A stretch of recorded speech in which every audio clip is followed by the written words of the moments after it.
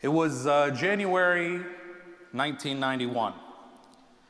I grew up in Philadelphia, or right outside of Philadelphia, a small little suburb called Concordsville, PA. It was beautiful, quaint.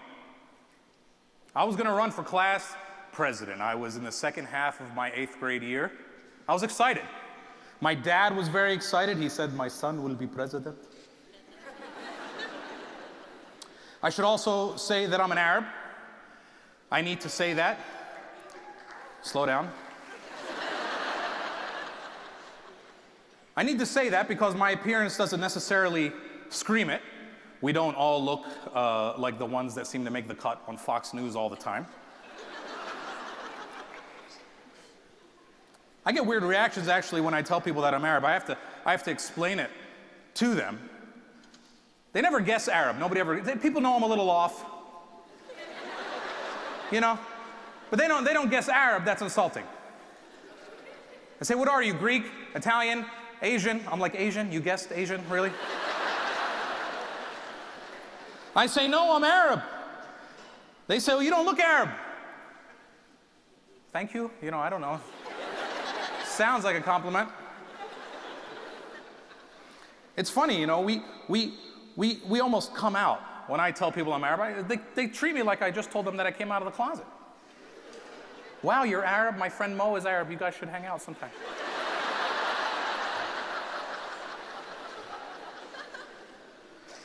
So I was gonna run for class president. I plastered all the rooms in the school with my face, and I was popular. My dad was on the school board. My mom was active in the community. People knew who we were. And they knew that we were a little different. You know, I knew that we were a little different.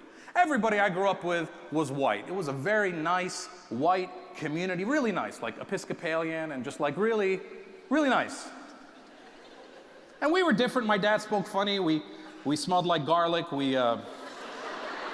Rice is a food group, you know. And so I was excited. And I was at basketball practice one night, and my dad picked me up. And he took me home, and my dad is usually a talker in the car. But this night he wasn't talking. He was silent, because that was the night that America bombed Iraq, Operation Desert Storm. And he stayed silent in the car the whole ride home. And then when we got home, he sat down in front of the TV and watched the news. Now, watching the news was nothing new in our house. For those of you who don't know, for Arabs, watching the news is like a social activity. We call our friends, we make popcorn, and we watch the news because we're on it. It's like a reality show for us. You can't go more than 10 minutes without seeing something on the news about Arabs or Muslims.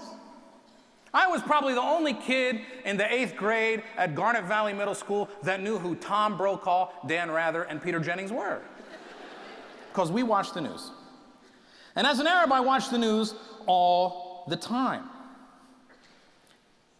And we actually have a magical power. Nobody knows this much about us Arab Americans. We have a magical power. We are able to be in news stories, even when news stories have absolutely nothing to do with us. It's amazing. Like when somebody does commit a terrible crime in America, and they come out a few minutes later and they say, "We can now confirm that this is not terrorism." Now, you guys might not know what that means. We Arabs, we hear the news with a little different ears than everybody else. Not terrorism means not us. That's what it means.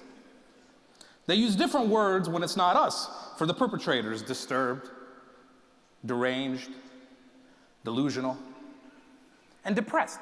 This is a new one in 2015. Depressed. A guy flew a plane into a mountain in France, killed 150 people. And CNN talked to me for 2 weeks about depression. And so I watched the news. And I have to say here, I love America. See, we have to convince people all the time that we love America. We do. We do. We do very well when we come here. We love this country. But it is hard sometimes, because we do watch the news. I was watching news a couple years ago, and an Indian American woman, she's from India, she's American. We have to say that, she's American, from India. People always ask me where I'm from. I say Philly. They say, no, where are you from? I say, from. I'm from Palestine. That's where I'm actually from. That's what white people say when they want to find out where you're really from. Say, where are you from? They say to me, are you ethnic? I'm like, yeah, I'm from the southern part of Ethnia. Yeah.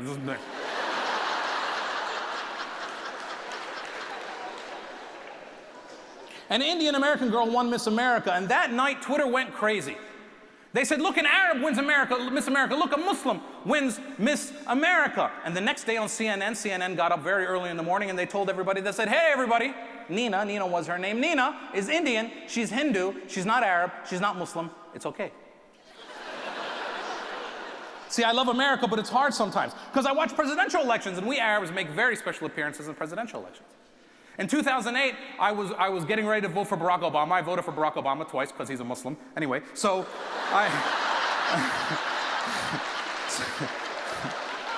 they said, watch out for Barack Obama, he has a Palestinian friend. And Barack Obama had to come out and deny that he has a Palestinian friend. And then I was watching a town hall meeting in Minnesota with John McCain, and a woman walks up to the microphone and she says, I can't trust Obama, he's an Arab. And John McCain said, no, ma'am, he's a decent family man.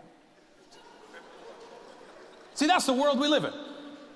And I live in a world where I see them arrest a kid in Texas for a clock. A clock. Now, let me clear up a few things. His name was Ahmed Muhammad. That doesn't help. But he had a clock. They told him that he was trying to put together a hoax bomb. Now, it's not a hoax if you're telling everybody that it's a clock. And we can do away with Fox News telling us, maybe they thought he had a bomb. He didn't have a bomb, okay? They didn't think he had a bomb. When they think you have a bomb, they evacuate the school. When they think you have a bomb, they call in the bomb squad. They don't take you to the office with your bomb to talk to the principal. Okay? And I'm an Arab. I'm an Arab. I'm very familiar with bomb protocol, and that is not what they do when they think you have a bomb. So Ahmed makes me think about when I was his age and I was running for class president. I came into one of my classrooms one day where my face was plastered all over the wall, and I saw that one of them had been a bit altered. And I walked up to it, and it said, "Go home, terrorist." That's when I realized that, we're different, but we're different in a little bit different way than I thought. I took that poster, I showed it to my favorite teacher. I said, what are you going to do about this? She looked at the poster, she looked at me, and she said, there's nothing we're going to do. And that's when it hit me how different I was. Because if I was Latino, there might have been a seminar the next day. If I was black, Al Sharpton would have been at my school the next day. But I was Arab, so it was okay. So I didn't win president, all because of George Bush and Saddam Hussein. So I guess what I'm trying to say is that I love America. I really do. I just wish that she would love me back.